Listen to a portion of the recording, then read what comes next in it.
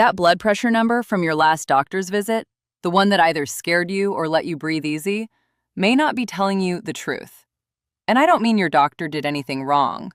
I mean the number itself, by its very nature, may have been shaped by how it was taken, when it was taken, and what your body was doing in the moments before the cuff went on. Acting on a wrong reading is just as dangerous as ignoring a correct one.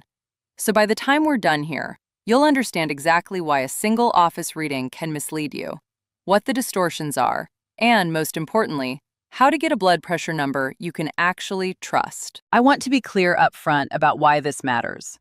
Blood pressure isn't a trivial number. It's one of the strongest predictors of stroke, heart attack, and kidney disease that we have. Getting it right, actually right, not just written down somewhere, changes what happens to you over the next 10 or 20 years. And the problem isn't that the technology is bad. Upper arm monitors are genuinely accurate when used properly. The problem is that most people, most of the time, aren't measuring correctly. And most routine office measurements have multiple uncontrolled variables baked in before the cuff even inflates. Let's start with the most important thing about blood pressure that most people never hear. It isn't a fixed number. It's a river. It rises and falls all day, every hour in response to stress, caffeine, sleep, movement, emotion, time of day, whether you just climbed a flight of stairs, whether your bladder is full, whether you're anxious about sitting in a doctor's office. Blood pressure is a living, moving, never still thing. And when a nurse puts a cuff on your arm after you rushed in from the parking lot and waited in a waiting room for 20 minutes running through your to-do list, that single reading is a photograph. One frozen frame of a river that never stops moving. One photo can be wildly unrepresentative of what that river actually looks like. The truth about your blood pressure isn't in one frame. It's in the pattern. Now, there are 3 specific forces that can distort that photograph before you ever see the number. I want to walk you through each one because they pull in opposite directions, and both can get you into trouble. The first is what doctors call the white coat effect. When you sit in a medical setting, the smell of the office, the exam table paper, the waiting, your nervous system can quietly spike your blood pressure. Not because anything is medically wrong, because the situation itself is mildly alerting. Your body reads medical environment as a cue for low-level vigilance, and that vigilance costs a few millimeters of mercury. Research shows this affects somewhere between 10 and 17% of the general population, roughly 1 in 7 or 8 people. And among people who have already been told they have high blood pressure based on office readings alone, as many as 1 in 3 may actually have normal blood pressure everywhere else. They've been labeled hypertensive because of the photograph, not the river. This matters because being incorrectly labeled with hypertension isn't harmless. It can lead to medications you don't need, with side effects you don't deserve, for a problem you may not actually have. And it can shape how you see yourself and your health for years.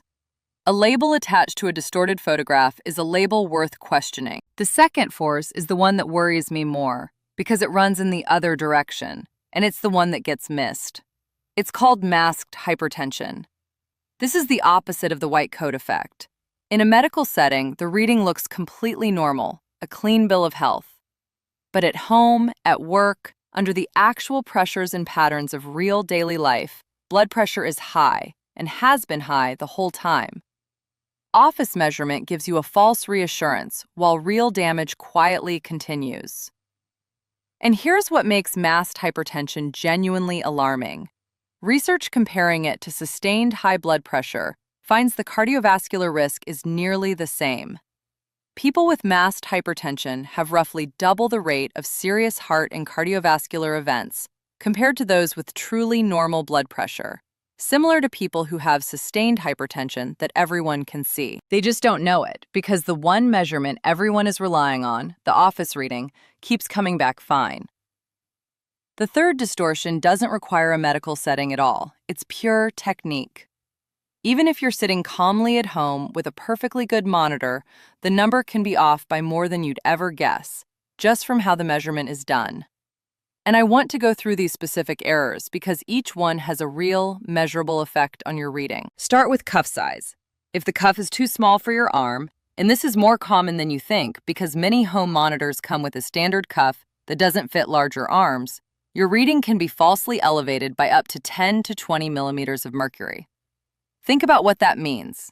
A person with a true blood pressure of 120/80 could read 135 or 140 just because the cuff is wrong. That's the difference between a normal blood pressure and a conversation about medication. Then there's arm position. If your arm is hanging down at your side instead of resting supported at heart level, which is roughly mid-chest, your systolic reading can climb by up to 20 millimeters of mercury, just from gravity. The arm has to be resting, supported, cuff at heart level every single time. Talking during the measurement.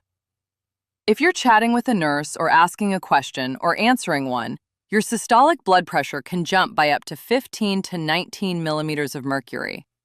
Silence during the reading isn't a social awkwardness, it's a clinical requirement. Crossed legs. If you're sitting with one knee crossed over the other, research shows your systolic reading can be 6 to 14 millimeters of mercury higher than your actual pressure. Feet flat on the floor, every time. Back unsupported. If you're perched on the edge of an exam table with your back hanging free rather than sitting in a chair with your back supported, that's another 6 to 10 millimeters of mercury added to your reading, and a full bladder. If you haven't used the restroom before measuring, the discomfort and the sympathetic nervous system response from a full bladder can meaningfully elevate your reading. Studies measuring blood pressure from an empty bladder to a full one under controlled conditions have shown significant increases in both systolic and diastolic pressure.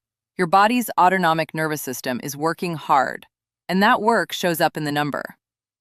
What I want you to notice about this list is that none of these errors require any disease, any dysfunction, or any unusual circumstance. They're all completely ordinary. Talking to your nurse, crossing your legs the way you always sit, having a slightly small cuff on an arm that's a bit larger than average. These are the default conditions of a typical medical visit, and every one of them nudges your reading in the wrong direction. Add several of these together: talking, arm hanging, legs crossed, rushed in from outside, full bladder, and you can see how a perfectly normal blood pressure becomes an alarming one, or how a genuinely high blood pressure can look deceptively normal on a day when everything happened to be just right. Neither snapshot is the river. Neither one is the truth about your blood pressure. So here's what actually gives you a number you can trust. You measure it yourself, at home, correctly, over several days, and you look at the pattern. Here's the exact protocol, because the technique matters as much as the equipment. Before you measure, sit quietly for 5 full minutes. Not 4 minutes, not 2, 5. And use that time. No phone, no television, no mental checklist. Just quiet sitting. Empty your bladder first. Don't have caffeine or exercise or smoke in the 30 minutes before measuring. Those aren't optional suggestions. Each one of them can shift your number. Sit in a real chair, not a stool, not a bed edge, with your back fully supported against the back of the chair. Feet flat on the floor, not crossed. Rest your arm on a table or armrest so the cuff sits at the level of your heart. Not in your lap, not dangling at your side. At heart level. Then stay quiet and still while the reading takes. Take 2 readings, about a minute apart. Write them both down. Don't just glance at the number and move on. Write it down.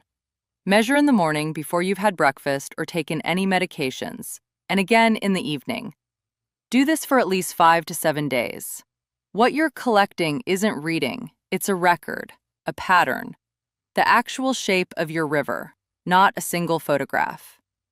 And then bring that record to your doctor. A week of morning and evening readings with the date and time that is far more useful to a physician than a single office number. It shows them what your blood pressure looks like in real life, not in a waiting room. One more thing before the mistakes. When you're tracking at home, you don't need to measure every hour or become obsessive about the numbers. The protocol I just described, morning and evening, for a week, gives you a meaningful sample without turning blood pressure monitoring into a source of anxiety in itself. If you find yourself checking 5 or 6 times a day because you're worried, that anxiety is itself going to push the numbers up. One set of 2 readings in the morning, one set of 2 in the evening. That's it. Steady, calm, consistent. That's where the truth lives. Now let me tell you where people go wrong with home monitoring, because the mistakes are specific and common.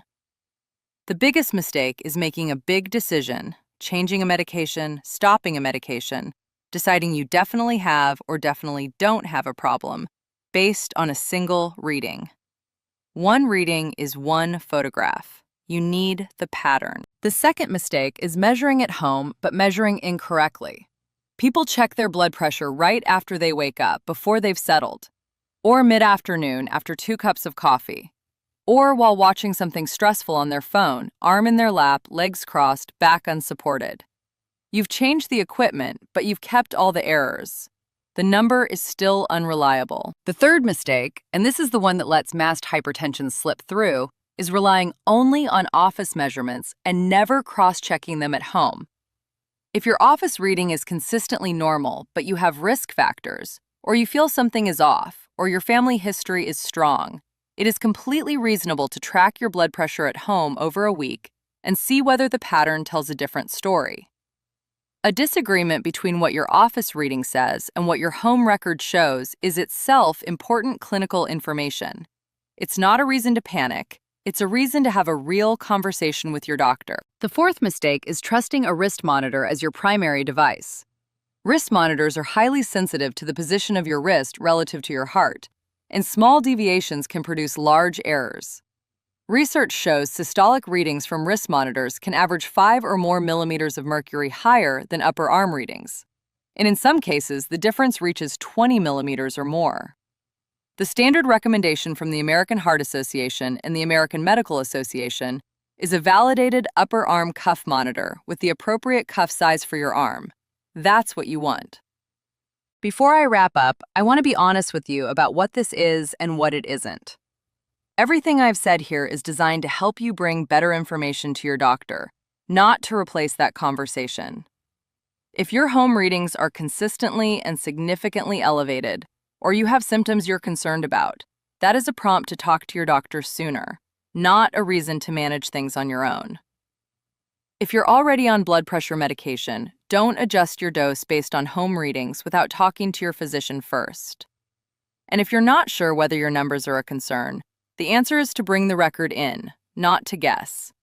This is evidence-based information. It is not personal medical advice. But here's the thing I want you to hold on to.